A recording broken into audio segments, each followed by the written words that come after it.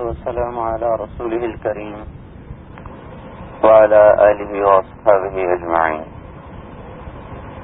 میرے عزیزوں، میرے دوستوں، جو کچھ آپ پڑھ رہے ہیں اس کا تعلق مشاہدے سے ہے. نظر آنے والے نفع کیسے حاصل کیے جائیں، دکھائی دینے والی چیزوں کو کس طرح استعمال میں لایا جائے اچھے طریقے سے، اور ان میں جو نقصان کی چیز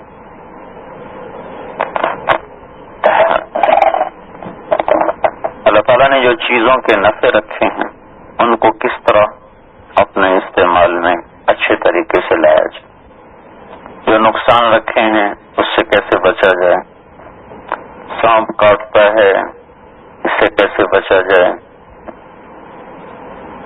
زمین غلے دیتی ہے تو اس سے غلوں کو کیسے حاصل کیا جائے. تو جتنا علم ہمارے اسکولوں میں، کالجوں میں، یونیورسٹیوں میں پڑھایا جا رہا ہے وہ مختلف قسم کا ہے. اگر اس سب کا خلاصہ نکالا جائے تو یہ ایک بات نکلتی ہے کہ مخلوق کے سے نفع اٹھانا، پھیلی ہوئی مخلوقات سے نفع اٹھانا اور اس میں چھپے ہوئے نقصانات سے بچنا. تو لہذا ساری طاقت ادھر لگی تو نفع کی خوبصورت سے خوبصورت شکلیں سامنے آتی گئیں اور چیزوں کو اعلیٰ سے اعلیٰ پیمانہ ملتا چلا گیا، اور انسان کے اندر پھر اللہ تعالیٰ نے خوب سے خوب تر کی جستجو رکھی. پرندوں میں، مخلوقات میں، جانوروں میں یہ کوئی جذبہ نہیں ہے. آج سے 1000 سال پہلے چڑیا جیسے گھونسلہ بناتی تھی، آج بھی اس کا گھونسلہ ویسا ہی. 1000 برس پہلے جو اس کا لباس تھا آج بھی وہی. شیر کی کچھار 1000 برس پہلے بھی وہی، آج بھی وہی. تو انسان میں یہ ذہن ہے، وہ ہر روز نئی سے نئی چیز میں جان کھپاتا ہے. تو یہ غاروں سے نکلا، جھونپڑوں میں آیا، پھر وہاں سے نکلا، کچے مکانوں میں آیا، وہاں سے نکلا، پکے مکانوں میں آیا، وہاں سے نکلا، پھر وہ سنگ مرمر کے گھروں تک، اور کیا کیا اب ٹائلیں بن گئیں، گرینائٹ بن گیا. پچھلے دنوں گجرانوالے میں تھا تو ایک پلانٹ دیکھا جس میں مٹی سے گرینائٹ بنایا جاتا. تو یہ خوب سے خوب تر کی جستجو میں جب انسان لگا، ایک نفع اٹھانا، نقصان سے بچنا، پھر نفع اچھی شکل میں حاصل. شیر نے کبھی نہیں سوچا کہ مجھے کوئی مزیدار گوشت ملے، اس نے منہ مارنا ہے، کتا سامنے آ جائے، بھیڑیا سامنے آ جائے، بکری سامنے آ جائے، نہ وہ بڑا گوشت جانتا نہ چھوٹا گوشت جانتا. لیکن انسان کہتا ہے یہ بڑے کا گوشت ہے، یہ چھوٹے کا گوشت ہے، بکری کا مزیدار ہوتا ہے، بھینس کا بد ذائقہ ہوتا ہے. تو اس کے لحاظ سے اس کا ریٹ مختلف ہوتا ہے، قیمت مختلف ہوتی ہے. پھر اس کو جیسا مل جائے وہ کھا لیتا ہے. انسان کہتا ہے نہیں پکاؤ، پھر اس میں مسالے ڈالو، اس میں خوشبوئیں ڈالو، اس میں شوربہ پتلا کرو، وہ کہتا ہے شوربہ تھوڑا کرو، گاڑھا کرو. پھر کہتا سبزی ڈالو، جو کہتا خشکا پکاؤ، کو کہتا سیخ کباب ہو. ایک گوشت پہ کتنے نمونے انسان چاہتا ہے. سیدھا سادہ ابال کے بھی تو کھایا جا سکتا ہے، لیکن یہ جو اتنے مختلف قسم کے ذوق، یہ خوب سے خوب کی جستجو ہے. تو اس کے بیچ میں سے ایک جو تھا سوال وہ سلپ ہو گیا. ایک بہت بڑا عنوان، مضمون بیچ میں سے غائب ہو گیا. میں چاہتا ہوں میرا کپڑا بھی سب سے اچھا ہو، سواری بھی سب سے اچھی ہو، جوتا بھی اچھا ہو. اور یہاں تک پہنچے میں نے ایک تاجر کے ہاتھ پہ گھڑی دی کہ یہ بھی ایک گھڑی ہے، ٹائم دے رہی ہے، ٹائم تو دے. تو مجھے تو دیکھنے میں ویسے ہی عام سی لگی، لیکن ادھر کچھ لگا ہوا تھا. تو بعد میں پتہ چلا کہ وہ 35 لاکھ کی گھڑی تھی، اور اس میں کیا تھا، وہ ہیرے لگے ہوئے تھے کافی سارے بڑے بڑے، تو اس سے اس کی قیمت بڑھ گئی تھی. تو ایک چیز اس میں سے نکل گئی، ہر چیز میری اعلیٰ، میں کیسا ہوں یہ بیچ میں سے نکل گیا. مجھے کیا ہونا چاہیے؟ مجھے کیسا بننا چاہیے؟ میں اچھا نظر آؤں تو اس کا تعلق بھی اخلاق سے نہیں، صرف چیزوں سے. میری گاڑی اچھی نظر آئے، میرا گھر اچھا نظر آئے، میری ڈگری اچھی نظر آئے، میرے تعلقات اچھے نظر آئیں، میرا بینک بیلنس اچھا نظر آئے، تو وہ بھی اوروں کے لیے ہے. اب یہ جہان تو ہمارے لیے بنا، چلو یہ تو ہمارے لیے خوبصورت ہو کے سج کے سامنے آئے، ٹھیک، لیکن جس کے لیے ہم بنے ہیں اس کے سامنے ہمیں خوبصورت بن کے جانا ہے. میں جاتا ہوں، میں گھر تو چاہتا ہوں، لیکن ایسا نہیں جیسے خانہ بدوش رہتے ہیں. سنگ مرمر لگاؤ، ٹائلیں لگاؤ، باتھ روم اٹیچ ہو، گرم پانی ہو، ٹھنڈا پانی ہو، تو اوون ہو، پھر آگے مائکرو ویو آ گئے، پھر یہ ہو، یہ سارے. میں چاہتا ہوں یہ جہان مجھے حسین نظر آئے. تو اللہ تعالیٰ کہتا ٹھیک ہے، هو الذی خلق لکم ما فی الارض جميعا، ٹھیک ہے کر لو، ہم تمہیں اجازت دیتے ہیں، روکتے نہیں ہیں. سنگ مرمر سے تمہیں روکتے نہیں، اچھی سواری گاڑی سے تمہیں نہیں روکتے، اچھا لباس سے نہیں روکتے. لیکن ایک بات تو ہے، تم چاہتے ہو کہ جہان تمہیں حسین نظر آئے. میں چاہتا ہوں مجھے تم حسین نظر آؤ، تو یہ بھی تو کوشش کرو. یہ جو سارا میں نے پہلے جو تمہید میں جو آپ سے عرض کیا، یہ ایک نقطہ عرض کرنے کے لیے کہ ہم چاہتے ہیں کہ ہر چیز ہماری اچھی خوبصورت. اللہ تعالیٰ کہتا ہے میں تمہیں نہیں روک رہا ہوں، کرو، لیکن تم بھی تو، تمہارے ذمہ بھی تو کچھ ہے کہ تم مجھے اچھے نظر آؤ. جہان تمہارے لیے، یہ تمہیں اچھا نظر آنا چاہیے. تو ہم نے پھول کھلا دیے، مہک بنا دی، خوشبو بنا دی، آبشاریں بنا دی، چشمے بنا دیے، جھرنے بنا دیے، ہواؤں کو صبا بنا دیا، نسیم بنا دیا، پہاڑوں پہ سفید برف جما دی، اور بڑے بڑے لمبے چوڑے خوبصورت جنگلات بنا دیے. پرندے بڑے حسین و جمیل بنائے جن کو دیکھ کے تم خوش ہوتے پھرو، ان کو آواز بڑی حسین دے دی، تم سن کے نغمے کا لطف اٹھاتے پھرو. وادیاں بنا دیں، دریا بنا دیے، اور تمہارے لیے خوبصورت باغات بنا دیے، پھل بنا دیے، ان کے ذائقے الگ الگ الگ کر دیے. اب 4 دن ہی تو گزارنے تھے نا یہاں، تو اللہ تعالیٰ بس ایسے خالی زمین بنا کے بٹھا دیتے، چلو بھائی 4 دن گزار کے میرے پاس آ جاؤ. کیا ضرورت ہے؟ پھول کا زندگی سے کیا تعلق؟ کلیوں کا ضروریات زندگی سے کیا تعلق؟ خوشنما پرندوں کا زندگی کی ضروریات سے کیا تعلق؟ مور کا ہماری زندگی سے کیا تعلق؟ راج ہنس جب گردن کو لہراتا اور لمبی کر کے یوں اٹھاتا ہے، تو اس کے ناز نخرے کا ہماری زندگی سے کیا تعلق؟ کوئل کی کو اس کا میری زندگی سے کیا تعلق؟ بلبل کا نغمہ اس کا میری زندگی سے کیا تعلق؟ تو اگر آپ یہ غور کریں گے تو اللہ نے ہمارے اس جذبے کی پوری رعایت کی. نیاگرا آبشار گر بڑا دریا اللہ ویسے ہی بہا دیتا، کیا ضروری تھا آبشار گر دے. سارا جہان پہنچ رہا ہے. کینیڈا کو ہر سال کروڑوں ڈالر کا نفع ہوتا ہے صرف اس نیاگرا فال دیکھنے والوں سے. ایک جہان ہے. ہماری جماعت گئی تو ہم بھی دیکھنے کے لیے گئے تو ایک جہان خلقت نظر آئی. بھائی پیچھے سے دریا آ رہا ہے، آگے بھی بہتا رہتا، وہاں کر اس کو ایک دم کٹ دیا، اور وہ لاکھوں کیوسک پانی کو اللہ تعالیٰ نے ایک دم آبشار کی شکل میں نیچے گرایا. اور اس سے اٹھتا ہے ایک پانی دھواں بن کے اٹھتا ہے، بڑی زور سے زمین پر گرتا ہے، تو پھر وہ چھوٹے چھوٹے قطرے بنتے ہیں، ہوا اس کو اوپر اٹھاتی ہے تو ایک فوار بن کے وہ سارے علاقے پر یوں چھا جاتا ہے.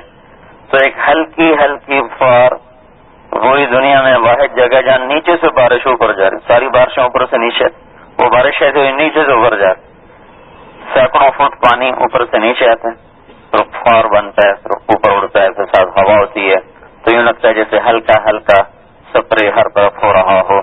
اس کا ضرورت ہے زندگی سے کوئی تعلق نہیں.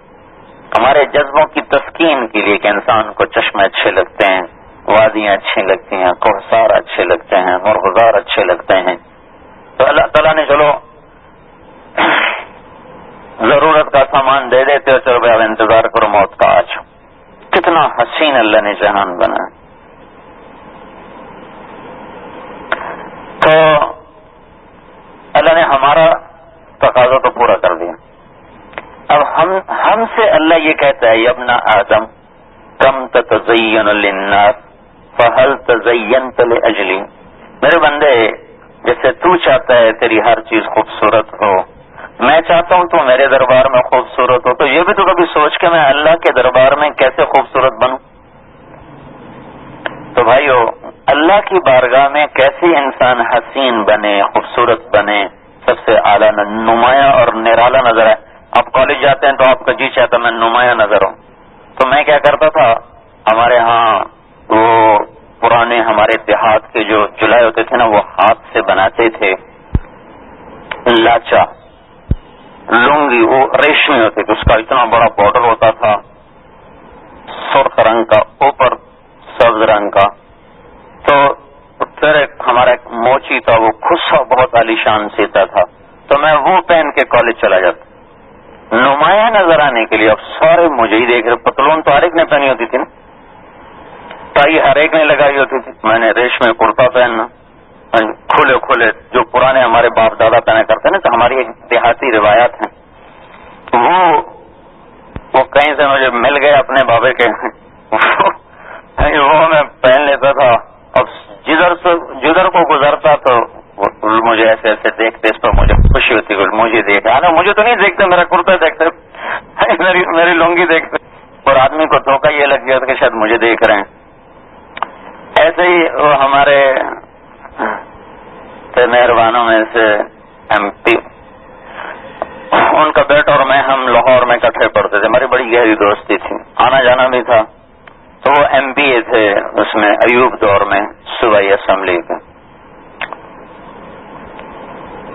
تو بڑے مزہ آیا، امیر محمد خان سے ان کا بڑا تعلق تھا، تو شام کو یہ ایم پی اے، اس وقت ایک ہی بازار ہوتا تھا انارکلی، تو شام کو یہ ایم پی حضرات وہ سیر کے لیے انارکلی جایا کرتے، تو ہر ایک نے سوٹ بوٹ پہنا ہوتا، وہ کہتے بھائی تھی تو کام پہنا تو چھوڑیاں ویکھن، میں تو نال جامنا تو پتہ لگ جیسے مینو ویندیاں تو ویندیاں، تو وہ کیا کرتے بڑا سا پگڑ باندھتے، اس کے دو تورے ایک ادھر نکالتے ایک ادھر نکالتے، اور ایک عجیب سا کرتا پہنتے تھے جو بالکل کئی سن 201 کے زمانے کا نظر آتا تھا، اور ایسے ہی نیچے عجیب و غریب قسم کے وہ لاچے باندھ لیتے، اور پھر ویسے ہی کوئی جوتا، تو جب وہ چلتے تو وہ تو سب سے الگ نظر آتا نا، کوٹ پینٹ والے تو ہزاروں گزر رہے کون دیکھتے، جب وہ گزرتے تو سب مڑ مڑ کے یوں دیکھتے پھر کہتے ہوں دوستو تمہیں میں دیا مینو میں دیا،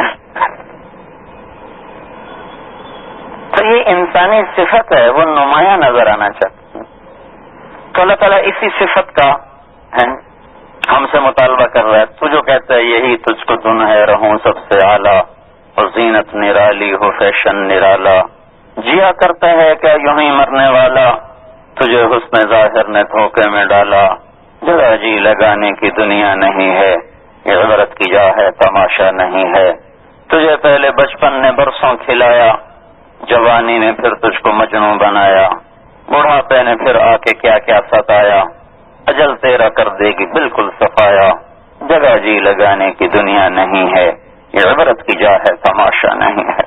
مت جانے کا گھر ہے نا، تو پھر سو حوث کو چھوڑ میاں، مت دیس بدیس پھرے مارا، قذاق اجل کا لوٹے ہے، دن رات بجا کر نکارا، کیا بدیا بھینسا بیل شتر، کیا گونی پلہ سر بارا، کیا گیہوں چاول موٹ مٹر، کیا آگ دھواں اور انگارا، سب ٹھاٹ پڑا رہ جائے گا جب لاد چلے گا بنجارا۔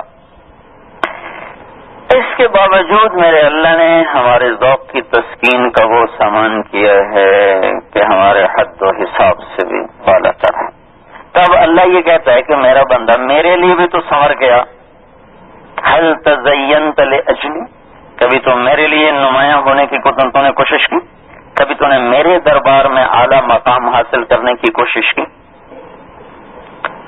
تو میرے عزیزو یہ اللہ کا ہم سے مطالبہ ہے، اور ہماری بدقسمتی ہے کہ یہ چیپٹر نہ ماں باپ آج کل پڑھاتے ہیں، نہ اسکول یہ پڑھاتے ہیں، نہ کالج یہ پڑھاتے ہیں، نہ یونیورسٹیاں یہ چیپٹر پڑھاتی ہیں کہ اللہ کے دربار میں نمایاں آدمی کیسے ہوگا، کیونکہ فیصلہ تو بھائیو آخرت میں جا کے اصل ہوگا، یہ تو گزرگاہ ہے، مسافر خانہ ہے، اللہ تعالیٰ کے نبی نے اپنا معیار زندگی انتہائی پست رکھا.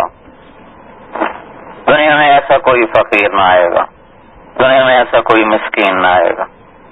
پھر ساتھ یہ بات ہے تو ایک فقیر کو ملتا ہی نہیں تو ٹھیک اس کا تو صبر ہے, ایک مسکین کو ملتا ہی نہیں اس کا تو صبر ہے. لیکن ہمارے نبی تو ایسے تھے کہ اللہ تعالیٰ نے پیشکش کی کہ میرے حبیب اگر آپ فرمائیں تو میں سارے عرب کے پہاڑ سونا چاندی بنا کے آپ کے قدموں میں ڈھیر کر دوں, آپ کے مقام میں بھی کوئی کمی نہیں آئے گی. حبیب تو حبیب ہی ہوتا ہے, آپ کے مقام میں کوئی کمی نہیں آئے گی. اور یہ سارا عرب کا پہاڑ سونا چاندی بن کے آپ کے سامنے ڈھیر ہو جائے گا. اور آپ جانتے ہیں کتنے ہزاروں کلومیٹر لمبے عرب کے پہاڑ. تو ہمارے نبی نے کہا لا یا رب, نہیں میرے مولا, اجوع یوما و اشبع یوما, ایک دن روٹی کھاؤں گا ایک دن بھوکا رہوں گا. فَإِذَا جُعْتُ تَضَرَّعْتُ إِلَيْكَ وَذَكَرْتُكَ, جب بھوکا ہوں گا تو تجھے یاد کروں گا, تیرے سامنے آوازاری کروں گا. وَإِذَا شَبِعْتُ حَمِدْتُكَ وَشَكَرْتُكَ, اور جب کھانا کھاؤں گا تیرا شکر ادا کروں گا, تیری تعریف کروں گا. تو میں آپ کی توجہ اس طرف مبذول کروانا چاہتا ہوں. آپ عمر کی ابتدائی مرحلے میں ہیں,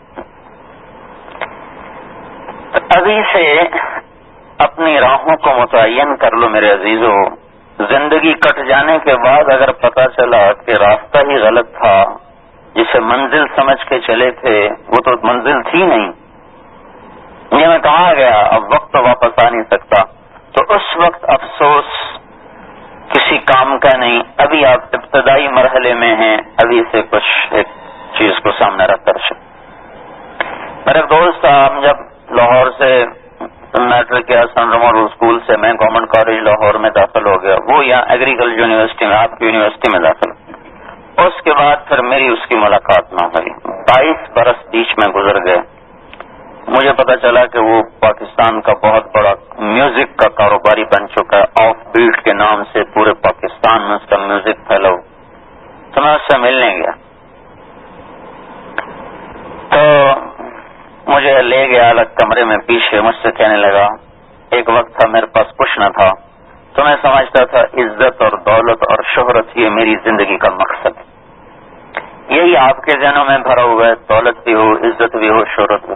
مثلا آج اگر یہ ٹیکسٹائل کالج والے, میڈیکل کالج والے اور ایگریکلچر یونیورسٹی والے اعلان کر دیں کہ اس یونیورسٹی اور کالج کی ڈگری والے کو نہ نوکری ملے گی نہ کوئی کاروبار ملے گا, تو کیا خیال ہے کل آپ یہاں نظر آئیں گے؟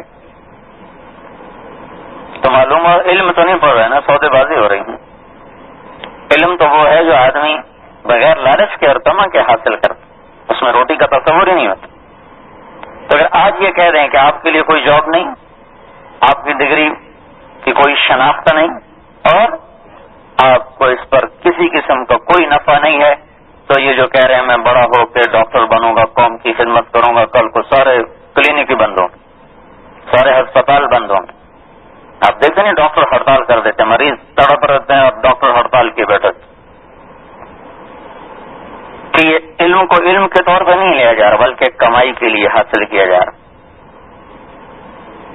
تو اب اس نے کہا میں نے 22 برس اس پر محنت کی کہ مجھے عزت ملے, مجھے دولت ملے, مجھے شہرت ملے. اب اس وقت تینوں چیزیں میرے پاس, میرا کاروبار سارے پاکستان میں ہے, میرے پاس عزت بھی ہے, دولت بھی ہے, شہرت بھی ہے. لیکن 22 برس کے بعد مجھے پتہ یہ چلا کہ میں جس چیز کو منزل سمجھ کے چلا تھا اس پر پہنچنے کے بعد مجھے پتہ چلا کہ میں بھٹک گیا ہوں. زندگی کا مقصد عزت, دولت اور شہرت نہیں ہو سکتا, اور اگر اس کا مقصد یہی ہے تو اس سے بیکار مقصد کوئی ہو نہیں سکتا. تو مجھے ایسی بے قراری ہے کہ مقصد کو پانے کے بعد تو قرار آ جاتا. بھوکے کو روٹی مل جائے تو سکون آ گیا, پیاسے کو پانی ملے تو سکون آ گیا. تو اگر عزت, دولت اور شہرت مقاصد زندگی ہیں تو اس تک پہنچنے کے بعد تو قرار آنا چاہیے. جنید جمشید سے میری سن 96 میں پہلی ملاقات ہوئی, میں نہیں جانتا تھا یہ کون, اس وقت تو بہت بڑا گانے والا تھا. تو وہ مجھ سے کہنے لگا کہ ایک پاکستانی نوجوان جس چیز کا خواب دیکھتا ہے, یہ ہوتا, یہ ہوتا, یہ ہوتا, وہ سارا گلیمر جو ایک نوجوان خوابوں میں دیکھتا مجھے حقیقت میں حاصل ہے, میرے پاس ہے.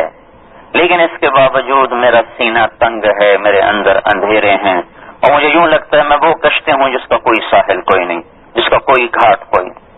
تو میں اس میں حیران ہوں کہ خواہش تو ہر پوری ہو رہی، تو پھر بے چینی کیوں ہے؟ پھر یہ ویرانی کیوں ہے؟ یہ دل کی ویرانیاں کیوں ہیں؟ تو 22 برس کے بعد پتہ چلا کہ میں غلط آ گیا ہوں، اب لوٹ کے پیچھے کیسے جاؤں؟ ہے جو لوٹ رہے ہیں تو کچھ کہنا نہیں، بس دیکھنا انہیں غور سے، انہیں منزلوں پہ خبر ہوئی کہ یہ راستہ کوئی اور تھا، کہیں اور آ گئے تم۔ اور عمر رفتہ کو کون آواز دے؟ یا ہوا پیسہ بھی لوٹ آتا ہے، کھویا ہوا اقتدار بھی آ جایا کرتا ہے، لیکن وقت کو کون واپس لائے؟ تو میں آپ عزیزوں کی خدمت میں یہ گزارش کروں گا، میرے عزیزوں، مجھے کیسا ہونا چاہیے یہ چیپٹر نہیں پڑھایا جاتا، کیونکہ یہ چیپٹر اللہ بتاتا ہے، جس نے ہمیں پیدا کیا وہ کہے گا ایسے بنو، وہ ہے نہیں، اللہ کو تو نہ بتایا جاتا ہے نہ پڑھایا جاتا ہے۔ تو تبلیغ کی جو محنت ہے، یہ اللہ تعالیٰ کی طرف سے بہت بڑا انعام ہوا اس امت پر کہ اس نے اس موضوع کو اٹھایا۔ اور بھائی یہ تو سوچو کہ تمہیں کیسا ہونا چاہیے، کیونکہ موت پر ڈگریاں پیچھے، گھر پیچھے، اور ایسے ناپائیدار چیزیں۔ ایک شخص نے اپنی بیوی سے کہا تو اپنے باپ کے گھر گئی تو تمہیں 3 طلاق، اس نے جانا چھوڑ دیا، باپ مر گیا، وہ نہ رہ سکے، ان کا طلاق ہوتی ہے تو ہو جائے، وہ اپنے باپ کی میت پہ چلی گئی۔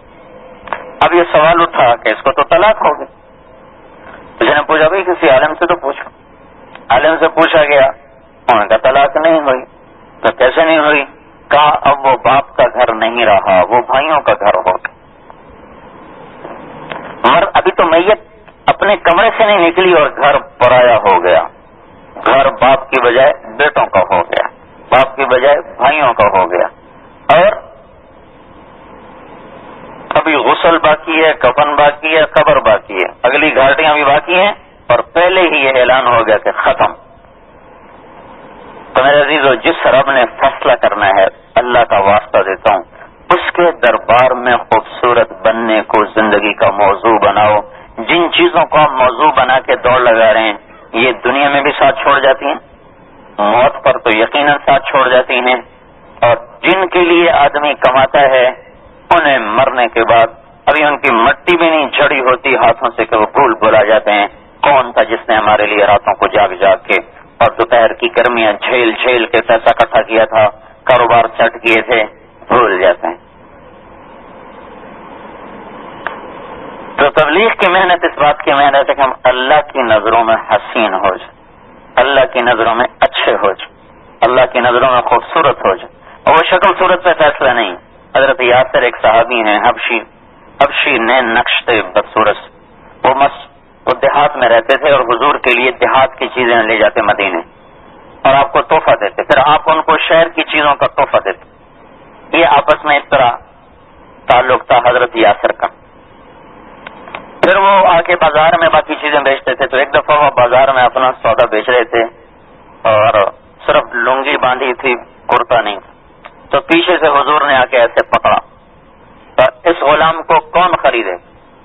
اس نے پیچھے تو دیکھا نہیں کہ کون ہے، تو اس کو بڑا غصہ چڑھا کہ یہ کس نے سارے بازار مجھے یوں نیلام کر دیا؟ کون ہے؟ چھوڑو مجھے۔ جب یوں پیچھے مڑ کے دیکھا تو اللہ کے نبی، تو جلدی سے اپنی کمر کو حضور کے سینے سے ایسے چپکا زور سے کہ یا رسول اللہ، یہ تو سودا ہی بڑا کھوٹا ہے جس کو آپ بیچ رہے ہیں۔ آپ نے کہا نا کون خریدے گا اس کو؟ تو کہا یا رسول اللہ، یہ تو سودا ہی بڑا کھوٹا ہے جس کو آپ بیچ رہے ہیں۔ تو آپ نے فرمایا دنیا والوں کی نظر میں کھوٹا ہوگا، آسمان والے کی نظر میں بہت قیمتی۔ تو معلوم ہوا وہاں خوبصورت نظر آنے کے لیے شکل صورت میں یار نہیں۔ حضرت بلال حبشی، سورج چاند کی گردش ایسی ہے جس کو نہ کوئی روک سکتا نہیں بدل سکتا، اس میں ایک ایک سیکنڈ گنا ہوا ہے، بلکہ سیکنڈ کا کروڑواں حصہ تک گنا ہوا ہے، اس میں ایک انچ بہت بڑی پیمائش میں نے آپ کو بتائی، انچ کے کروڑواں حصہ سیکنڈ کے کروڑواں حصے کے برابر میں بھی یہ کائنات کا جو وقت کا سسٹم ہے اس میں تبدیلی نہیں آتی۔ حضور صلی اللہ تعالی وسلم سحری کھا رہے، سحری، حضرت علی بھی بیٹھے ہوئے اور ارباز بن ساریہ بھی بیٹھے ہوئے، یہ 3 آدمی سحری کھا رہے، بکرے کی سری پکی۔ حضرت بلال ہے، کہنے لگے یا رسول اللہ صبح ہو گئی ہے، آپ کھانا پینا چھوڑ دیں، میں اذان دینے جا رہا ہوں۔ یہ کہہ کر باہر نکلے، اذان دینے کا ارادہ کیا، پھر لوٹ آئے کہ دیکھو کھانا چھوڑ دیا، آئے تو دیکھا آپ کھا رہے تھے، تو انہوں نے کہا یا رسول اللہ واللہ لقد اصبحت، اللہ کی قسم میں کہہ رہا ہوں صبح ہو گئی ہے، اور صبح صادق۔ تو آپ نے ایک دم ہاتھ پیچھے ہٹا لیا کہ اللہ کے بندے وہ نہیں ہوئی تھی، لیکن تیری قسم کو جھوٹ سے بچانے کے لیے اللہ نے اس کو وقت سے پہلے نکال دیا۔ حضرت علی نے فرمایا جب تک حضور کھاتے رہتے صبح ویسی نہیں ہونی تھی، تو اب یہ شکل صورت پر تو وہاں نہیں پہنچے اور نہ حسب نسب پر، حسب نسب تو ہے ہی نہیں، مجھے آج تک حضرت بلال کے دادے کا نام کسی کتاب میں نہیں ملا، حالانکہ میری جستجو ہے کہ مجھے کم از کم ان کے دادے کا نام کا تو پتہ چل جائے، لیکن میں آج تک نہیں کسی کتاب میں دیکھ سکتا۔ جو آدمی حسب نسب میں اتنا بے نام ہو، شکل صورت میں حبشی غلام ہو، وہ آسمان والے کے نزدیک کتنا حسین ہے کہ اس کے لیے وقت کی چکی کو بھی روکا جا سکتا۔ تو بھائیو اللہ کی نظروں میں حسین بنو، اس کا تعلق شکل صورت سے نہیں، اس کا تعلق آپ کی ڈگریوں سے، ہماری ضروریات ہیں، ہماری ضروریات ہیں، اس کا تعلق اندر کے ایمان سے ہے اور اندر کے خوبصورت اعمال سے ہے۔ تو آج کا علم ہمارا ذہن بناتا ہے کہ سب کچھ پیسے سے ہوتا ہے، لہذا پیسہ کماؤ۔ اللہ تعالیٰ قرآن میں ہمارا یہ ذہن بناتا ہے کہ سب کچھ اللہ کرتا ہے، لہذا اللہ کو راضی کرو۔ یہ دو بالکل متضاد بنیادیں ہیں۔ ایک بنیاد یہ کہ پیسہ ہی سب کچھ، اس بنیاد نے دفتروں میں خیانت کو زندہ کیا، بازار میں خیانت کو زندہ کیا، عدالتوں تک میں رشوت چل گئی، کیونکہ پیسہ ہی سب کچھ۔ اللہ تعالیٰ یہ قرآن میں ذہن دیتا ہے کہ اللہ سب کچھ، اللہ کو مناؤ، اللہ کو منا لیا تو سب تمہارے مسئلے حل ہو گئے، اللہ کو نہیں منایا تو تم برباد ہو گئے، ہلاک ہو گئے۔ تو اللہ تعالیٰ آپ کی عمر کے لڑکوں کا ہمیں قصہ سناتا جن کا ذہن یہ بنا کہ اللہ راضی ہے تو کام بنے گے، اللہ ناراض ہے تو برباد۔ ہماری یونیورسٹیوں کا کیا ذہن ہے کہ تم بڑے آدمی بنو، بڑے آدمی بنو۔ بڑے آدمی بننے کا کیا مطلب ہے؟ بڑے افسر بنو، بڑے افسر بنے۔ بڑے آدمی بننے کا تصور جو ہمارے استاد ہمیں دیتے ہیں، وہ میں نے جب چھوڑا نا میڈیکل تو میرے کیمسٹری کے استاد تھے، وہ اتنا مجھ پہ ناراض اور محبت بہت کرتے تھے۔ وہ تو کی کر رہے ہیں، وہ تو مولوی بن رہے ہیں، تو ساری عزت بھی خراب کر رہے ہیں، وہ تو ڈاکٹر بن سانو فخر ہوئے گا۔ بڑے آدمی بنو کیا مطلب کہ بڑے ڈاکٹر، بڑے انجینئر، بڑے سائنسدان، بڑے آدمی کا یہ تصور۔ اللہ کے دربار میں کیا تصور ہے؟ بڑے آدمی بنو، جتنے بڑے فرما بردار بنو گے اتنے بڑے آدمی بن جاؤ۔ تو ایک تو یہ ذہن قرآن دیتا ہے کہ کام اللہ بناتا ہے، پیسہ ذریعہ ہے، پیسہ اصل نہیں، اصل اللہ کی ذات۔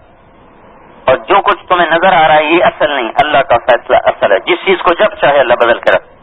لیکن ہزاروں برس کا تجربہ آگ جلا دیتی۔ جب ابراہیم علیہ السلام کو ڈالا گیا تو اللہ نے ساری کیمسٹری کے علم کو فیل کر کے رکھ دیا۔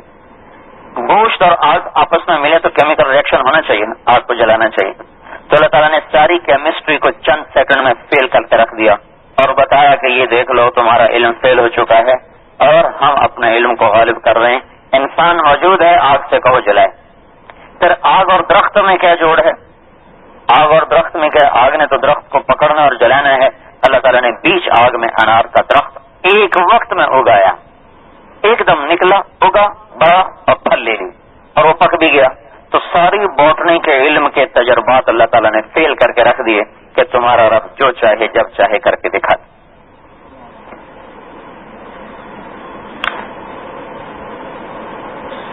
ڈنڈے کو سانپ بنا دیا تو اب تمہاری بوٹنی یہاں کیا کہے گی؟ ڈنڈا تو سانپ بن ہی نہیں سکتا۔ پھر سانپ کو ڈنڈا بنا دیا تو تمہاری میڈیکل سائنس کیا کہے گی؟ سانپ تو ڈنڈا بن ہی نہیں سکتا۔ اب مریم کو کسی نے چھونا تو در کے رات دیکھا تک نہیں، اور جبریل آئے، یہاں سے پکڑا، پھونک ماری۔ اب بتاؤ اس پھونک کا حمل سے کیا تعلق ہے؟ ساری بایولوجی فیل ہوگی، ساری بایولوجی فیل ہوگی۔ ادھر پھونک ماری اور ادھر 9 مہینے کا حمل پیٹ میں تیار۔ فحملته فانتبذت به مكانا قصيا فأجاءها المخاض إلى جذع النخلة فا فا فا۔ اس کہانی کے سناتے ہوئے 3 دفعہ لفظ فا آیا ہے۔ فحملت، فانتبذت، فأجاءها المخاض۔ یہ فا فا یہ بتلا رہا ہے کہ یہ سارا کام آنن فانن ہوا، پھونک پڑی، حمل ہوا، مکمل ہوا، درد شروع ہوا، بچہ پیدا ہو گیا۔ تب آپ اس کو کون سی سائنس سے سمجھیں گے؟ تو ان واقعات سے اللہ ایک ذہن بناتا ہے کہ اللہ جو چاہے کر کے دکھا دے۔ تمہارے تجربے فیل کر دے، تمہاری سائنس فیل کر دے، تمہارا سب کچھ اللہ جب چاہے بدل کے رکھ دے، اور اللہ کے چاہے کو کوئی بھی نہیں بدل سکتا۔ اب اٹھا کر شہر کو آ رہی،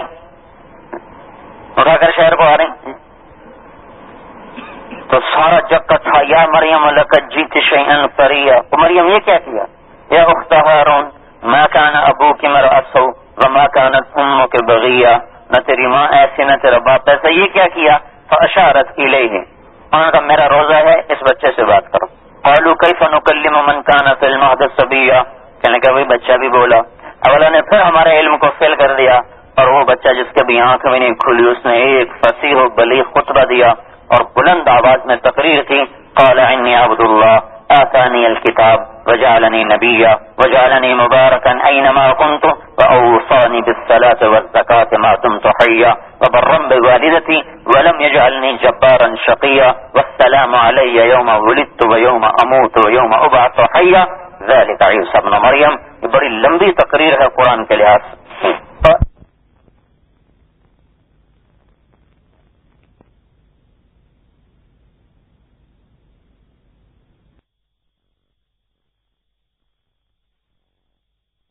عزت ہے یہاں کی بھی اور وہاں کی، تو یہ ذہن اس وقت ہمارا نہیں ہے، لہذا ہم حکم توڑ دیتے ہیں۔ نماز چھوٹ جائے آپ کو کبھی درد نہیں ہوا، اور کوئی پیپر میں فیل ہو جائیں تو آپ کو کھانا چاہے، آپ کی بھوک اڑ جاتی، وائوا اچھا نہ ہو آپ کو آ کے روٹی نہیں اچھی لگتی، دوپہر کو روٹی نہیں کھائی جاتی، تو آج وائوا اچھا نہ ہو، بیڑا غرق ہو جائے، بابا ہی اچھا نہ ہو، روٹی تو اللہ دے گا۔ مجھے ایک اربوں پتی آدمی ملا، کروڑوں پتی نہیں، اربوں پتی آدمی، کہ میں 4 جماعتیں پاس ہوں، 4 جماعت، 5ویں جماعت پڑھانے کے میرے باپ کے پاس پیسے نہیں تھے، تو مجھے مزدوری کرنے کے لیے اٹھا لیا۔ اس وقت بڑے بڑے ڈگریوں والے میرے پاس ملازم ہیں، میرے پاس نوکر ہیں۔ نماز چھوٹ جائے کبھی درد نہیں اٹھا، جو 5 وقت کے نمازی بچے ہیں ان کی جماعت رہ جائے انہیں کبھی درد نہیں اٹھا۔ تکبیر اولیٰ کو تو میں کہتا ہی نہیں ہوں، جماعت رہ جائے ان کی ہے نہیں نکلتی، اور جو کبھی پڑھتے ہیں کبھی نہیں پڑھتے ان کا میں کیا رونا رہوں، جو بالکل ہی نہیں پڑھتے ان کو میں کس خانے میں رکھوں، خون کے آنسوں بھی روں تو ان کے نقصان کا جو صدمہ ہے اس کا حق ادا نہیں ہو سکتا۔ ایک سجدہ چھوڑا شیطان نے اور ہمیشہ کے لیے مردود ہو گیا۔ ہم روزانہ کتنے سجدوں کو چھوڑتے ہیں، ایک سجدے کے چھوڑنے پر مردود ہوا، اور 5 وقت ندا ہے اور سجدے کی ندا ہے۔ کتنے بچے ہیں جو مسجد کو چلتے ہیں اور جا کر نماز کا اہتمام کرتے ہیں۔ تو یہ ذہنیت ہماری بدل گئی، ذہنیت بدل گئی کہ ہمارے لیے حکم توڑنا آسان، جھوٹ بولنا آسان، سچ پہ جمنا مشکل۔ تو قرآن پہلے یہ ذہن بناتا ہے کہ اللہ سب کچھ ہے، اللہ سب کچھ ہے، اللہ کے ہاتھ میں کائنات ہے، زمین ہے، آسمان ہے، سورج ہے، چاند ہے، ستارے ہیں، سیارے ہیں، جو کچھ ہے تمہارا اللہ ہی ہے، اور جو ہوگا تمہارے اللہ کے ارادے اور فیصلے سے ہوگا، لہذا کیا کرو، اللہ کو راضی کرو۔ تو اس پر پھر اللہ مختلف واقعات سناتا ہے۔ ایک واقعہ اللہ اصحاب کہف کا سناتا ہے، جو آپ کی عمر کے نو فتیہ فتح کہتے ہیں، 20 سال سے 30 سال کی عمر کے لڑکے کو فتح کہتے ہیں۔ 18 سے 30 سال کا جو وقفہ ہے اس عمر کو فتح، تو اب سارے کے سارے فتح ہیں، فتح اس کی جمع فتیہ، بھرپور جوان۔ تو انہم فتیۃ آمنوا بربہم وزدناہم ھدی، وہ نوجوان تھے، بڑے کھاتے پیتے گھرانوں کے چشم و چراغ تھے، عیسیٰ علیہ السلام کی تعلیمات پر ایمان لے آئے۔ تو لوگوں کو پتہ چلا، خسر پھسر شروع ہوئی، بات بادشاہ تک پہنچی۔ وہ چونکہ بڑے خاندانوں کے لوگ تھے، بچے تھے، کہ میں تمہیں مہلت دیتا ہوں، ایک دم قتل نہیں کرتا، اگر اس دین پہ رہو گے تو پھر قتل کر دوں گا، واپس آ جاؤ گے تو ٹھیک ہے رہو، میں تمہیں مہلت دیتا ہوں۔ چند دن کی مہلت دی، انہوں نے آپس میں بیٹھ کے مشورہ کیا اب کیا کریں، اگر ایمان بچاتے ہیں تو جان گئی، جان بچاتے ہیں تو ایمان گیا، کیا کریں؟ اور جان تو ویسے ہی چلی جائے گی، دنیا چھوٹ جائے گی، ایمان بچاؤ، اور وہ گھر چھوڑ کر نکل گئے۔ اللہ کو ان کی یہ قربانی ایسی پسند آئی کہ ان پر پوری سورت اللہ نے اتار دی، اور اس سورت کا نام بھی کہف رکھا گیا۔ اور ام حسب حسبت ان اصحاب الكهف والرقيم كانوا من آياتنا عجبا إذ أوى الفتية إلى الكهف فقالوا ربنا آتنا من لدنك رحمة وهيئ لنا من أمرنا رشدا فضربنا على آذانهم في الكهف سنين عددا ثم بعثناهم لنعلم أي الحزبين أحصى بما لبثوا أمدا نحن نقص عليك نبأهم بالحق إنهم فتية آمنوا بربهم وزدناهم هدى. اتنے خوبصورت انداز میں اس قصے کو لایا ہے قرآن میں. یا یوسف علیہ السلام کا قصہ اللہ نے شروع سے لے کر آخر تک تفصیل سے سنایا ہے, یا اصحاب کہف کا قصہ اللہ تعالیٰ نے لمبے قصوں میں سے شروع سے لے کر آخر تک پوری تفصیل کے ساتھ سنایا ہے. انہیں کیسے گھر چھوڑا, ان میں کیا مکالمہ ہوا, پھر وہ نکلے, پھر راستے میں چرواہا ملا, اس نے ان کی بات سنی, وہ بھی ایمان لے آیا, ساتھ اس کا کتا بھی ہو لیا, بکریاں وہیں رہ گئیں. آگے چلے, کچھ تھکن تھکاوٹ ہوئی تو کچھ سستا لیں, پھر آگے چلیں گے. اللہ تعالیٰ نے جو ان کو وہاں سونے کے لیے لٹایا تو سلا ہی دیا, 300 سال سوتے رہے, 300 برس. یہ کیا ہوا؟ باہر گھڑی گھومتی رہی, غار کے اندر اللہ نے گھڑی کا سوئچ آف کر دیا, وقت کو اندر داخل نہیں ہونے دیا. وقت اندر داخل نہیں ہو سکا تو وقت کے گزرنے سے جو جسم میں تبدیلیاں آتی ہیں وہ ان میں نہیں آئیں. 300 سال کے بعد جب وہ اٹھے تو 20 سال کا 20 سال میں, 25 سال کا 25 سال میں, 21 سال کا 21 سال میں, 23 سال کا 23 سال کی عمر میں اٹھا. نہ نوخن بڑے ہوئے تھے, نہ لگے, نہ داڑھی, اسی طرح داڑھی, اسی طرح نوخن, اسی طرح جسم صحیح سلامت, کپڑے جیسے تھے ویسے تھے. نہ ہوا نے کچھ بگاڑا, نہ بچھو, نہ سانپ, نہ گرمی, نہ سردی, نہ موسم, نہ تغیر, نہ تبدل, کوئی چیز ان پہ اثر انداز نہ ہوئی. اللہ نے غار کے اندر وقت اور حادثات پر پہرا لگا دیا. تم اندر نہیں جا سکتے, باہر گھڑی گھنٹے گھومتے رہے, حادثات چکر لگاتے رہے. اللہ کو یہ نوجوان ایسے پسند آئے کہ اللہ نے ان کو قرآن کا حصہ بنا کر ہمیشہ کے لیے آپ کو دعوت دے دی. اے امت محمد کے نوجوانوں, جب دنیا اور آخرت میں ٹکر ہو تو دنیا چھوڑ دینا ان نوجوانوں کی طرح. یہ قصہ تمہیں اس لیے سنایا, فتیتن, ان کی عمر کا تعین کر کے بتایا. وزدناہم ہدی, جب وہ مجھ پہ ایمان لائے تو میں نے ان کے دلوں کو ایمان کے نور سے روشن کر دی. وربطنا علی قلوبہم, ان کے دلوں کو میں نے جما دیا, مضبوط کر دیا. اذ قاموا فقالوا ربنا رب السماوات والارض لن ندعو من دونه الها لقد قلنا اذا شططا. اللہ ایک ہی ہے جو سب کچھ کرتا ہے, اس کے سوا کوئی نہیں جس کے پیچھے ہم جائیں. اگر لوگ پتھروں کو پوچھتے ہیں تو یہ ان کی زیادتی ہے, ہم یہ کام نہیں کریں. 300 سال کے بعد اٹھایا. 300 سال تو بھوک نہیں لگی, اب کہنے گے بھوک لگ رہی, بھائی روٹی کھاؤ, ہے نا. اب آپ کم لبثنا, بھائی کتنا سوئے ہوں گے؟ ایک نے کہا یومن, ایک دن. دوسرے نے کہا ایک دن, کہا ابھی تو سوئے تھے, بابا یومن, ابھی تو چند گھنٹے ہی گزرے. کہنے لگے یار بھوک لگ رہی. فبعثوا احدکم بورقکم هذه الى المدینہ فلینظر ایہا ازکی طعاما فلیأتکم برزق منہ ولیتلطف ولا یشعرن بکم احدا انہم ان یظہروا علیکم یرجموکم او یعیدوکم فی ملتہم ولن تفلحوا اذا ابدا. بھائی بھوک لگ رہی, روٹی لاؤ. پر جو روٹی لینے جائے ایک تو پاک مال لائے. یہ اس بات کی طرف اشارہ ہے کہ اس عمر میں رزق حرام سے بچنا چاہیے, کیونکہ یہ عمر جذبات کے بننے کی ہے اور طاقت کے بننے کی ہے. اگر اس میں حرام غذا داخل ہو گئی تو پھر یہ ایسا ناسور ہے جو سارے وجود کو گندا کر دے گا. آنکھیں بے حیا ہو جائیں گی, کان بے حیا ہو جائیں گے, شہوتیں آزاد ہو جائیں گی, جسم آزاد ہو جائے گا اور سارا وجود نافرمانی کی طرف دوڑے گا اور بھاگے گا. پوری عمر حرام سے بچنا ہے. اس عمر میں خاص طور پر بچنا ہے کہ یہ عمر جذبات کے سیٹ ہونے کی, خیالات کے سیٹ ہونے کی ہے, طاقت کے وجود پکڑنے کی ہے. اگر اس میں حرام غذا آ گئی, حرام پیسہ آ گیا, حرام روٹی آ گئی, حرام جو بھی حرام آ گیا, ساری زندگی کے لیے اس کو پھر راہ راست پہ لانا بڑا مشکل ہو جائے. جیسے بچپن کا یاد کیا ہوا مضبوط, ایسے بچپن کی غلطیاں بھی مضبوط ہو جاتی. تو ازکی طعاما میں یہ اس بات کی طرف اشارہ ہے کہ رزق پہ نظر ہونی چاہیے, حرام نہ کھائے, حرام نہ کھائے. اب وہ گیا بازار میں، سارا نقشہ ہی بدلا ہوا، میں کہاں گیا، کبھی ادھر دیکھے کبھی ادھر دیکھے، ہر شے بدلی، لوگ بدلے، چہرے بدلے، طرز بدلا، معاشرت بدلی. جب روٹی دے کے پیسے دینے لگا تو پیسے 300 سال پرانی اس پر مہر. اس نے کہا یہ تمہیں پیسے کہاں سے لیے؟ کہا میرے اپنے. کہا تمہارے اپنے کہاں سے ہوگا، یہ تو پرانا کوئی خزانہ ہے. کہا نہیں بھی خزانہ کہاں ہے بھائی، میرے اپنے ہیں، کل کی بات ہے، ایسے مجھے بیوقوف نہ بناؤ.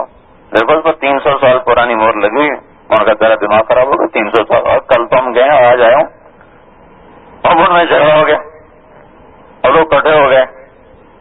اب اس کو پکڑ کے لے گئے وہاں.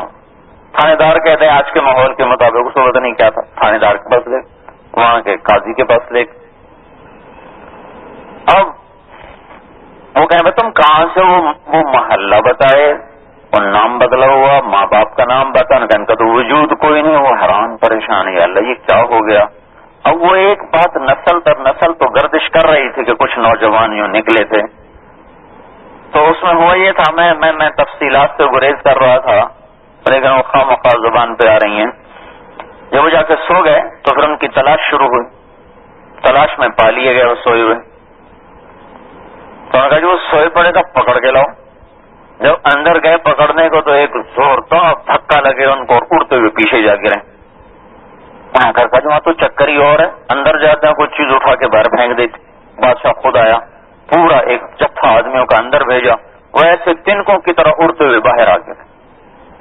ارے بھائی یہ کیا ہوا، یہ تو میری بڑی بےزتی ہے. تو ایک آدمی نے کہا ان کو مارنا ہی چاہتا. ہاں کہا ٹھیک ہے، منہ بند کر دو، اندر گھٹ کے مر جائیں گے. اگر ٹھیک تو نے غار کا سارا منہ بند کر دیا، اپنی طرف سے ان کو مار دیا. 300 سال گزرے، ایک بکری چرانے والا بکری چرا رہا تھا، اوپر سے آگے بارش، اس کو پناہ کی تلاش ہوئی. اس نے غار دیکھا، غار تو پر منہ بند ہے اس کا. تو اس نے اپنے کلہاڑے سے نا وہ پتھروں کو توڑ توڑ کے راستہ بنایا. راستہ بنا کے اندر گھسنے لگا تو آگے لوگ نظر آئے سوئے تو الٹے پاؤں پیچھے بھاگا. وہ تو اللہ نے کھلوانا تھا دروازہ، اس سے دروازہ کھل گیا اور تھوڑی دیر بعد اٹھ کے بیٹھ گئے. تو ان کو پتہ ہی نہیں چلا کہ 3 صدیاں گزری ہمارے ساتھ یہ ہوا دیکھا. تو ایک بات ایسے گردش کر رہی تھی. تو اب وہ لے کے بادشاہ کے پاس گئے. وہاں جا کے یہ بھید کھلا، یہ راز کھلا. اب سارا شہر اکٹھا ہو کے غار پہ پہنچا. ان کو پریشانی کہاں رہ گیا، دیر ہو گئی. اوپر چڑھ کے ان کو کہنے لگا ارے بھائی مبارک ہو مبارک ہو، ماحول بدل گیا، حالات بدل گئے، ہم 300 سال سوئے رہے. وہ کہیں گے دیکھو تو تھوڑی دیر میں پاگل ہو گیا، ایک شہر کی ہوا لگتی تو پاگل ہو گیا، تیرا دماغ تو ٹھیک ہے. اور میں پاگل نہیں ہوں، واقعی 300 سال گزرے. دیکھو دیکھو باہر سارا جگ ہمارے استقبال کو آئے ہوئے. باہر آ کے دیکھو تو سارا جہان، اللہ نے ان سب کو ایمان بھی نصیب فرما دیا، سارا شہر مسلمان ہو گیا. وزداد التسع، مجھے یہ تعبیر بڑی پسند ہے، اس لیے میں اسی کے مطابق اس کی تفسیر کیا کرتا ہوں کہ 300 برس سوئے رہے. وزداد التسع، ایک مفسر نے اس کی تفسیر یوں کی ہے کہ اس کے بعد 9 برس پھر مزید زندہ رہے، اور 9 برس میں آگے پیچھے ان کا سب کا انتقال ہوا. 9 برس سے آگے کوئی نہیں گیا. تو اللہ تبارک و تعالیٰ نے ان کو 309 سال سلایا، جو عام تفسیر ہے یہ بھی 309 سال سوئے پھر اٹھایا. اور جو مجھے پسند ہے وہ بھی آپ کو بتایا، 300 سال سوئے. وزدادو تسع میں اگر اس وزدادو کے لفظ کی رعایت کی جائے تو پھر یہ گنجائش نکل دی جو میں عرض کر رہا ہوں کہ 9 برس پھر مزید زندہ رہے. تو انہوں نے دنیا چھوڑی، گھر چھوڑا، ماں باپ چھوڑے، لیکن چونکہ اللہ کی وجہ سے چھوڑے تو اللہ پاک کو یہ ادا ایسی پسند آئی کہ اللہ تعالیٰ نے ان کو ہمیشہ کے لیے قرآن کا حصہ بنا دیا. تو چونکہ میرے عزیزو آپ کا یہ ذہن نہیں بنایا جاتا، لہذا ہماری نوجوان نسل کے لیے حکم چھوڑنا آسان ہے، پیسہ چھوڑنا مشکل. مسجد کو جانا آسان ہے، کوئی محفل موسیقی ہو جائے اس طرف جانا، مسجد کو جانا مشکل ہے اور ادھر جانا آسان ہوا پڑا. تو تبلیغ میں ایک محنت اور ایک ہم اللہ کے دربار میں حسین نظر ہے. اب اللہ کو سب سے حسین، اللہ نے سب سے حسین بنایا اپنے نبی کو، سب سے اعلیٰ مقام دیا اپنے نبی کو، سب سے بلند مرتبہ دیا اپنے نبی کو. تو جو سب سے بلند مرتبے والا ہے اس کا عمل بھی سب سے بلند مرتبے والا ہے. میرے نبی کی پوری زندگی سب سے حسین زندگی ہے، جو اس زندگی کو اپنا لے گا وہ حسین بن جائے. حضور پاک صلی اللہ علیہ وسلم کی زندگی سب سے زیادہ حسین، سب سے زیادہ کامل، مکمل، اکمل رائی کے دانے کے برابر کوئی چیز حضور کی زندگی کی چھپی ہوئی نہیں، پوشیدہ نہیں ہے۔ میں حضور کا نسب بتایا کرتا ہوں کہ اس میں بھی اللہ کے نبی کی عظمت کا احساس ہوتا ہے کہ ہم اتنے بڑے راہبر کو سامنے رکھ کر بھی اس کے پیچھے نہیں چلتے۔ ہمیں بنیاد پرست کہا جاتا ہے۔ ہمارے لیے تو بڑا فخر ہے بنیاد پرست ہونا کہ ہم بنیاد پرست ہیں، کیونکہ ہماری بنیاد حضرت محمد صلی اللہ علیہ وسلم کی ذات ہے۔ یہ عمارت بغیر بنیاد کے کھڑی ہوئی ہے، اگر اس کی بنیاد نہ ہوتی تو یہ کھڑی ہو سکتی تھی۔ یہ سامنے درخت بغیر بنیاد کے کھڑے ہیں، ان کی بنیاد نہ ہوتی تو یہ ہرے ہو سکتے تھے۔ ہم بغیر بنیاد کے، ہمارے پاؤں ہماری بنیاد ہے، اگر پاؤں کاٹ دیے جائے تو ہم کہاں ہوں گے؟ ویل چیئر پر ہوں گے۔ پتنگ ہواؤں میں اڑتی لہراتی بل کھاتی ہے کہ اس کے پیچھے اس کی بنیاد ہے، کسی کے ہاتھ میں ہے، جو ہی وہ کٹتی ہے پھر اس کا مقدر پھٹنا بن جاتا ہے۔ کسی بچے کے ہاتھ میں آنا، یا کسی تار میں الجھنا، یا کسی جھاڑی میں الجھ کے پھٹنا، یا کسی ٹائر کے نیچے آ کے پھٹ جانا اس کا مقدر ہے۔ جب اس کی بنیاد کٹتی ہے تو وہ یوں بے منزل ہو جاتی ہے۔ درخت کی بنیاد کٹتی ہے تو وہ چولہے کا ایندھن بنتا ہے، اور عمارت کی بنیاد ہلتی ہے تو وہ کھنڈر بن جاتا ہے، ویرانہ بن جاتا ہے۔ جب انسان کی بنیاد ہلتی ہے تو ویل چیئر پہ آتا ہے۔ بے بنیاد بھی کبھی کوئی چیز پروان چڑھی میرے عزیزوں، یہ آپ کی بنیاد ہے۔ آپ تو بنیاد بنا رہے ہیں کہ آپ نہیں بنا رہے اپنی؟ ہماری بنیاد حضرت محمد صلی اللہ علیہ وسلم ہے، جس پر ہماری زندگی کا ڈھانچہ قائم ہے اور ہمارا تشخص قائم ہے، ہماری انفرادیت قائم۔ تو اللہ نے حضور پاک صلی اللہ علیہ وسلم کو سب سے حسین و جمیل بنایا، آپ کی زندگی کو سب سے حسین و جمیل بنایا۔ معبد سے ان کے خامن نے پوچھا کہ وہ جو آپ ایک خیمے سے گزرے ہجرت کے سفر میں، تو آپ کو بھوک لگی ہوئی تھی، تو ایک خیمے پہ گزرے تو ایک بڑھیا بیٹھی، کہا ماں کچھ کھانے کو ملے گا؟ کہا بیٹا کچھ نہیں۔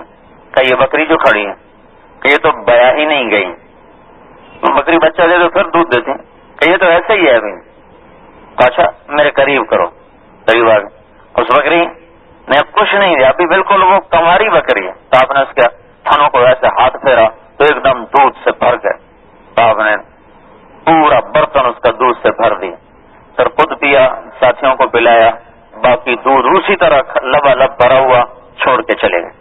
جب اس کے خاوند آئے ابو معبد کہنے کہ دودھ کہاں سے آ گیا؟ کہا اس بکری سے۔ کہا تیرا دماغ خراب ہے، اس بکری سے کہاں سے؟ تو اللہ کے بندے ایک نوجوان آیا تھا بڑے حسن و جمال والا، اس کے ہاتھوں کی برکت سے یہ ہے۔ تو وہ کون تھا؟ تو وہ بول رہی کون تھا؟ رأیت رجلا طاہر الوضاء، بڑا ہی صاف ستھرا تھا، ابلج الوجه، چمکتا چہرہ تھا، کالقمر لیلۃ البدر، 14ویں رات کے چاند کی طرح چمکتا چہرہ تھا، لم تعبہ فجلا، موٹا نہیں تھا، لم تزر به ثقلا، پتلا نہیں تھا، وسیم قسیم، وسیم و قسیم تھا۔ وسیم کسے کہیں؟ جس کو دیکھنے سے آنکھ نہ بھرے، ساری زندگی دیکھتا رہے آدمی کا جی نہ بھرے، اس کو وسیم کہتے۔ اور دنیا میں کوئی چیز وسیم نہ آئی سوائے حضرت محمد صلی اللہ علیہ وسلم۔ دیکھنے کے بعد جی بھر جاتا۔ میں نے آپ کو بتایا نیاگرا فال دیکھنے گئے 1996 میں، 93 میں ہماری جماعت، 1998 میں ہماری جماعت گئی، پھر بھی ہم دیکھنے گئے، اور 2000 میں ہماری جماعت گئی تو وہ ساتھی کہنے لگے نیاگرا چلیں گے؟ میں نے کہا دفعہ کرو، 2 دفعہ دیکھ لیں، پانی تو ہے۔ اب تیسری دفعہ میں کیا کر رہا ہوں؟ پانی تو ہے، تو کیا ہوا؟ جی بھر گیا۔ تو وسیم کسے کہتے ہیں؟ جس کو دیکھنے سے جی نہ بھرے، تو یہ صرف ہمارے نبی کی ذات تھی جن کو دیکھنے سے جی نہیں بھرتا تھا، وسیم سے۔ قسیم کسے کہتے ہیں؟ جس کو جدھر سے دیکھو ادھر سے حسین و جمیل نظر آئے۔ ان تکلم علیہ البہا، وہ کہنے کہ جب بولتے تھے تو ان پہ نور چھا جاتا تھا۔ ان سکت فعلیہ الوقار، جب خاموش ہوتے تھے تو آپ پہ وقار چھا جاتا تھا۔ اور فی عینیہ دعج، آنکھیں بڑی پرکشش اور حسین تھی۔ فی صوتہ سہل، آواز میں اس کے جادو اور نغمہ تھا، روب تھا۔ فی عنقہ سطع، گردن ایسی تھی جیسے سراہی دار کھڑی ہوئی۔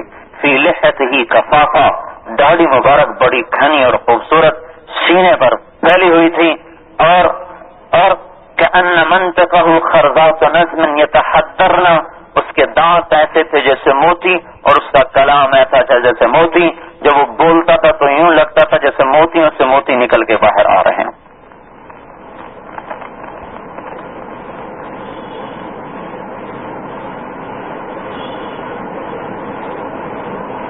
حضرت عائشہ فرماتی میں کپڑا ٹھیک کر رہی تھی، سوئی ہاتھ سے گر گئی، اندھیرا میں ٹٹول نہیں، سوئی نظر نہیں آئی، ہاتھ میں نہیں لگی۔ اتنے میں ہمارے نبی اندر تشریف لائے تو آپ کے چہرے کے نور سے سوئی جگمگانے لگی۔ اللہ نے آپ کو ظاہر ایسا حسین دیا۔ تو جو عمل آپ نے کیا آپ کی پوری زندگی حسن کا شاہکار ہے، جو اس زندگی میں ڈھلے گا بس وہ اللہ کے ہاں مزین ہو گیا۔ جو میں نے شروع میں جو بنیاد بنائی تھی اپنی بات کی کہ ہم اللہ کے دربار میں حسین نظر آئیں، تو میرے عزیزو وہ حضرت محمد صلی اللہ علیہ وسلم کی مبارک زندگی، ظاہر بھی ان کا بناؤ، باطن بھی ان کا بناؤ، ان کی پسند اپنی پسند بنا لو، ان کی منشا اپنی منشا بنا لو، تو آپ اللہ کی نظروں میں حسین بن جائیں۔ تو اس میں صرف نماز نہیں ہے، نماز تو ہمارے 24 گھنٹے کی زندگی میں صرف 2.5 گھنٹے لیتی ہیں، 2 گھنٹے لیتی ہیں۔ پوری زندگی جس میں اخلاق بھی ہیں، معاملات بھی ہیں، کردار بھی ہیں۔ آپ جوان ہیں، اگر آپ کے ماں باپ زندہ ہیں تو پوری زندگی اللہ کے نبی نے ماں باپ کی سمجھائی ہے۔ چونکہ ماں باپ کا مقام سمجھایا نہیں جاتا تو اس عمر میں آ کر عام طور پہ ماں باپ سے گستاخیاں ہوتی ہیں، ماں کی نافرمانی ہوتی ہیں، دل دکھائے جاتے ہیں، باپ سے بدتمیزی ہوتی ہے۔ میں نے اپنے کانوں سے سنا بیٹوں کو کہتے ہوئے اپنے باپ سے کہ تو نے میرے لیے کیا ہی کیا ہے، تو نے میرے لیے کیا بنایا ہے۔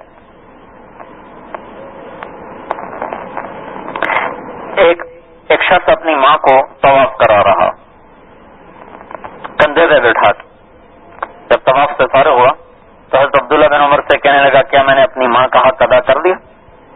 کیا خیال ہے، میں نے ماں کا حق ادا کر دیا؟ تو حضرت عبداللہ بن عمر نے کہا کہ تیری ماں نے تیری خدمت کرتے ہوئے، بچپن میں بچہ کتنی خدمت لیتا، تیری ماں نے تیری خدمت کرتے ہوئے تھک کر جو ایک سانس لیا تھا اس ایک سانس کا بھی ابھی حق ادا نہیں ہوا۔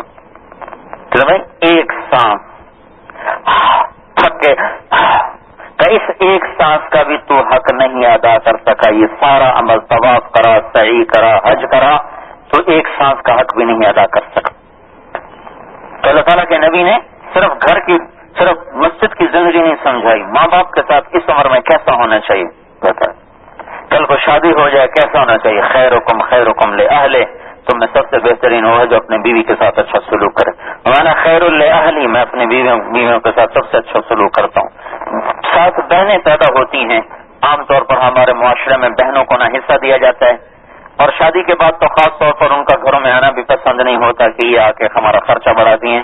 تو اللہ تعالیٰ کے نبی نے اس کمزوری کو دور کرنے کی طرف بھی اشارہ فرمایا کہ جس کو اللہ نے 2 بہنیں دے دیں، 2 بیٹیاں دیں یا 2 بہنیں دیں، وہ اپنی بہنوں پہ خرچ کرتا رہا، اور ان کی شادی ہونے کے بعد بھی ان پہ خرچ کرتے کرتے دنیا سے چلا گیا تو اس پہ جنت واجب ہو گئی۔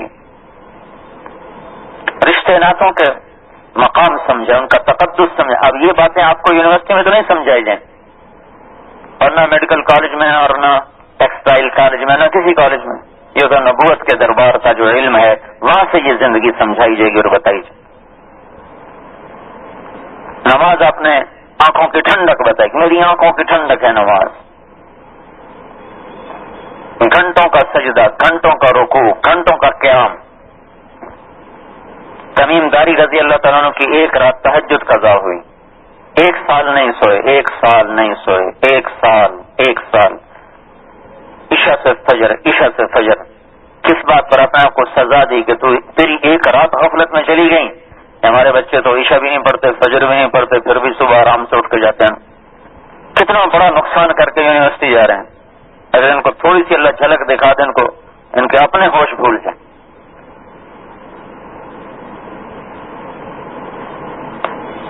وہ دین نہیں جس میں نماز نہیں، وہ سر نہیں جو اللہ کے دربار میں جھکتا نہیں، وہ آنکھ نہیں جو اس کی محبت میں آنسو نہ بہائے، وہ زبان نہیں جو اس کو یاد کر کے اپنے منہ کو تر نہ کرے، وہ وجود نہیں جو اللہ کے نبی کی اطاعت میں ڈھلا ہوا نہ۔ تو اللہ کے دربار میں میرے عزیز و حسین نظر آؤ، سب سے نمایاں نظر آؤ، تو یہ حضرت محمد صلی اللہ علیہ وسلم کی مبارک زندگی سے ہوگا، اول اعمال سے ہوگا۔ پھر اعمال میں بعض عمل نچلے درجے کے، بعض اس سے اوپر، بعض اس سے اوپر، کوئی عمل نیچا نہیں ہوتا، کوئی عمل ادنا نہیں ہوتا. ایک سبحان اللہ پہ اللہ دینا چاہے تو زمین آسمان کا خلا بھر جائے، پھر بھی اس کا اجر زیادہ ہوگا، یہ خلا کم ہوگا. میں ادنا اور اعلیٰ کہہ رہا ہوں آپس کے لحاظ. مثلا نفل ادنا ہے، سنت اعلیٰ ہے. پھر سنت اور واجب کے مقابلے میں سنت ادنا ہے، واجب اعلیٰ ہے. پھر واجب اور فرض میں مقابلہ کیا جائے تو واجب ادنا ہے، فرض اعلیٰ ہے. تو دین کی کوئی چیز ادنا کوئی نہیں. آپس کے لحاظ جو سب سے خوبصورت عمل بنائے گا وہ اللہ کے دربار میں سب سے خوبصورت ہو جائے گا. جو سب سے قیمتی لباس پہن کے کالج جائے گا تو سب کو نظر آئے گا. جو سب سے بڑی گاڑی میں بیٹھ کے شہر میں گزرے گا تو سب کی نظروں کا اور سب کی توجہ کا وہ مرکز بن جائے گا. اللہ کے دربار میں سب سے حسین عمل لے کر جو جائے گا وہ اللہ پاک کی رحمت کا مرکز بن جائے گا.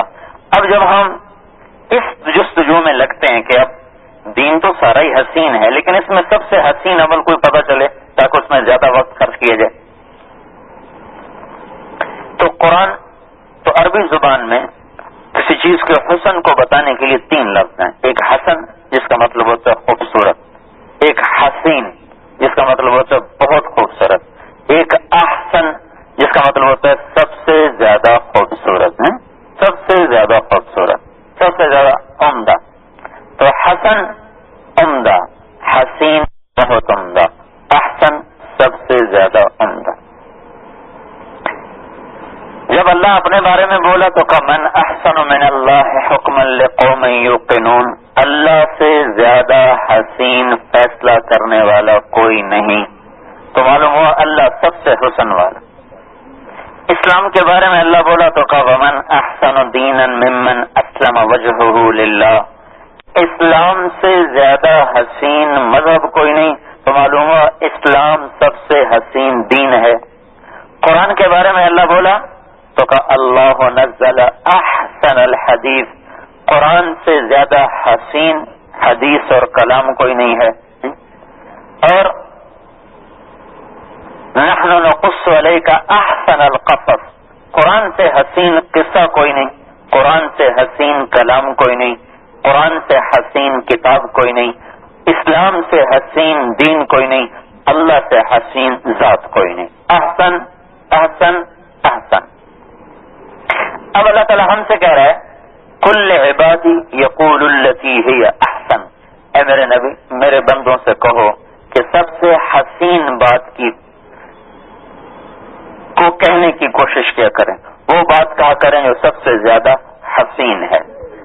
یہ ایک حکم آ گیا. پھر کہا فبشر عباد الذین یستمعون القول فیتبعون احسنا، میرے ان بندوں کو بشارت دے دو جو سب سے حسین بول کی پیروی کرتے ہیں. اب دیکھیں میں صرف احسن احسن کو جمع کر رہا ہوں آپ کے لیے. تو اللہ نے کہا سب سے حسین بول بولو. پھر اللہ تعالیٰ نے فرمایا مبارک ہو میرا ان بندوں کو جو سب سے حسین بول بولتے ہیں. اب سب سے حسین بول ہے کون سا؟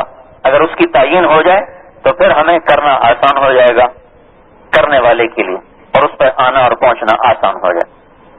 تو اگر ہم اس کا فیصلہ خود کرتے تو غلط ہو جاتا، صحیح بھی ہو سکتا. تو اس کا فیصلہ اللہ نے ہمیں کر کے دیا. اور ایک جگہ اللہ تعالیٰ نے اس بات کو متعین کیا کہ سب سے حسین عمل اور سب سے حسین بول کون سا ہے کہ جس کو تم کرو گے تو اللہ کے دربار میں سب سے نمایاں نظر آؤ گے، سب سے خوبصورت نظر آؤ گے.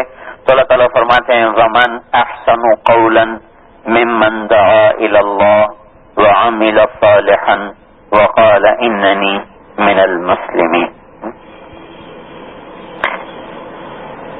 ترجمہ کیا ہے؟ اللہ تعالیٰ فرما رہے ہیں میری طرف بلانے والے سے بڑھ کر کسی کی بات خوبصورت ہو سکتی ہے؟ تھوڑا اور واضح ہے کوئی ایسا شخص جو میری طرف بلانے سے زیادہ خوبصورت بول بولتا ہو؟ ہے کوئی دنیا میں ایسا شخص جس کا بول میری طرف دعوت دینے والے سے زیادہ حسن رکھتا ہو؟ یہ طرز کلام کو میں تھوڑا اور واضح کرنے کے لیے ایک مثال دیتا ہوں. ایک پہلوان اکھاڑے میں اتر کر ہاتھ اٹھاتا ہے، کہتا ہے کوئی میرے مقابلے میں؟ وہ یہ نہیں کہتا کہ میں سب سے بڑا پہلوان ہوں، وہ کہتا ہے کوئی میرے مقابلے میں؟ اس اس کا مطلب یہ ہے کہ میں سب سے بڑا پہلوان ہوں، ورنہ کوئی ایسے چیلنج کر سکتا ہے کوئی میرے مقابلے؟ گولو مرحوم جو تھا نا وہ یہ چیلنج کیا کرتا، اس کو دنیا اس کی جب تک وہ اکھاڑے میں رہا اسے کوئی گرا نہ سکا، تو لندن میں اس کی تاج پوشی ہوئی تھی اور رستوں میں زماں کا اس کو ٹائٹل دیا گیا تھا۔ یہ دنیا بھی عجیب ہے۔ ہم نے اس کا وہ وقت بھی دیکھا، میں تو لاہور میں پڑھتا تھا، پھر اس کا دوسرا وقت رائیونڈ میں دیکھا جب میں رائیونڈ میں پڑھتا تھا۔ وہ رائیونڈ آیا تھا، ہوئے ہوئے نہ وہ اٹھ سکتا تھا نہ بیٹھ سکتا تھا، اس کو سہارے سے اٹھاتے تھے، سہارے سے بٹھاتے تھے، ایک زندہ لاش کی مانند تھا بیچارہ۔ تو ایک پہلوان اکھاڑے میں کہتا ہے کوئی میرے مقابلے میں، تو اس کا مطلب ہے وہ یہ کہہ رہا ہے کہ میرے جیسا کوئی نہیں ہے۔ تو ومن احسن قولا ممن دعا الی اللہ، یہ ایسا ہے جیسے دین کا اکھاڑا ہے اور اس میں تبلیغ کا عمل اترتا ہے اور اپنا ہاتھ کھڑا کر کے کہتا ہے کوئی عمل میرے مقابلے میں، ہے کوئی عمل میرے مقابلے میں، ہے کوئی عمل میرے مقابلے میں۔ کیا مطلب کہ اللہ تعالیٰ یوں کہہ رہا ہے کہ تبلیغ سے بڑھ کر کوئی حسین عمل نہیں ہے۔ ممن دعا الی اللہ، اللہ کی طرف دعوت دینے والے سے بڑھ کر کسی کا عمل خوبصورت نہیں ہے۔ ومن احسن قولا، ہے کوئی، جیسے یوں کہہ رہا ہوں تبلیغ کا کام، ہے کوئی میرے مقابلے میں تو آ جائے، ہے کوئی میرے مقابلے میں تو آ جائے، میں سب سے حسین ہوں۔ ڈھولوں کی پہلوانی کو زوال آ گیا لیکن میرے حسن کو زوال نہیں آ سکتا، کیونکہ میں صفت ہوں، صفت لا زوال ہوتی ہے، جسم پہ زوال آتا ہے۔ سچائی کو لوگ سچ بولنا چھوڑ دیں تو اس کا مطلب یہ نہیں کہ سچ پہ زوال آ گیا، اور لوگوں پہ زوال آ گیا، سچ تو سچ ہی ہے۔ مسلمانوں نے تبلیغ چھوڑ دی تو اس کا مطلب یہ نہیں کہ تبلیغ کو زوال ہے، مسلمانوں کو زوال ہے جو تبلیغ چھوڑ گئے۔ ہاں ایک اور بات بیچ میں مجھے اچانک یاد آئے، وجعل کلمۃ الذین